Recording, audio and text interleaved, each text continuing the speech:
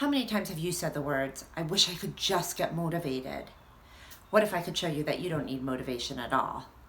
Today, I'm sharing a quick approach that can help you stop chasing motivation and finally gain ground on your goals. Hi, I'm Megan, nurse coach and nurse practitioner, and this video is for nurses who are frustrated with their current levels of health, wellness, or really just their ability to follow through. I give you tools to start giving some of that amazing care and dedication that you give to your patients to yourself. Here's the thing, we all know motivation is hard to get, and it's even harder to keep. It takes energy to stay motivated, and unfortunately, when our motivation leaves, it seems like our energy leaves too. So then we basically have no motivation, no progress, and no energy. Good news is there's an alternative. Instead of choosing to feel motivated, we could choose to feel calm. There's 3 great things about being calm. Number 1, it doesn't take any energy to become calm. Number 2, you can overcome just as much drama with being calm as being motivated. And number 3, it gets easier and easier with practice. The added bonus, and maybe the best part, is being calm makes it easier to start. And as we all know, just starting towards something is the hardest part. Starting is what beats procrastination. So of course you know I'm a big fan of easy steps. Step 1, stop. Stop the psychosis already. I like to consider this step putting the crazy on hold. We all know that path, that rabbit hole that we can go down where we start ruminating about all the things that haven't worked and why this won't work and why that won't work. You know the ruminating that I'm talking about, the idea of why should I even try this? The last 20 things I tried didn't work. What I want you to do is just stop the drama for the moment. Just put it on hold. I assure you the drama will be there if you're ready to pick it back up. All you have to do is simply tell your brain, not today. Step 2, what is the outcome that you want and what is the very next step to taking it? If you want to lose 20 pounds and that's the ultimate result you want, I'm not talking about the next step being cutting out all carbs, going on an all liquid diet, juicing celery, and getting up at 5 a.m. Maybe the next step is just drinking your water today or saying no to the Halloween candy until lunchtime. Step 3 is really easy. Step 3 is breathe. Just take a minute to take a couple deep breaths. This is perhaps one of our most underutilized tricks. It's like the "that was easy" button that we never use.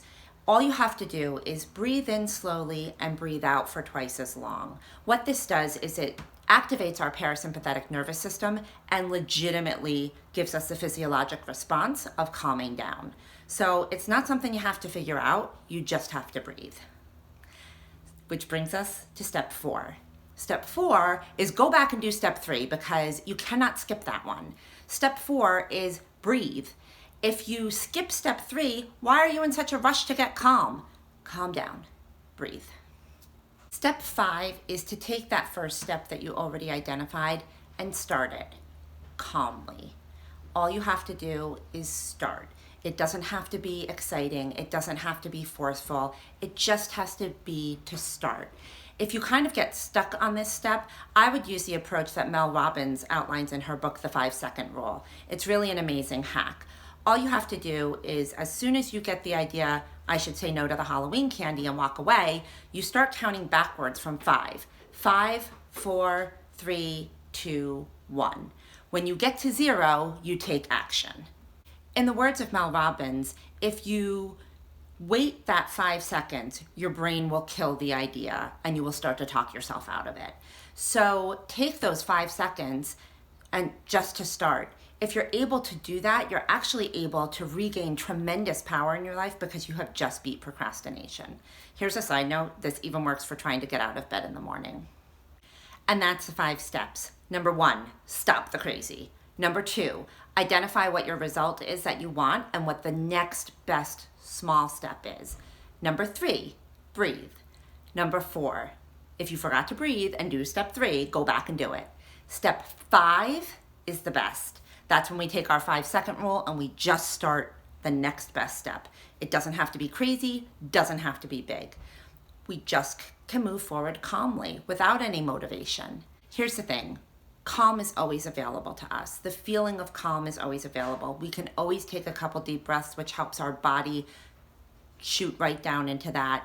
We can always use it even when we're fatigued, when we're aggravated, when we're grieving. So what I would suggest is try taking a step towards calm. Instead of looking for spending all this energy being motivated, you can take that energy and start planning your next big success. If this works for you, or if you have other ways that you get calm, please drop it in the comments below. As always, be brilliant, be kind. I'll see you in the next video.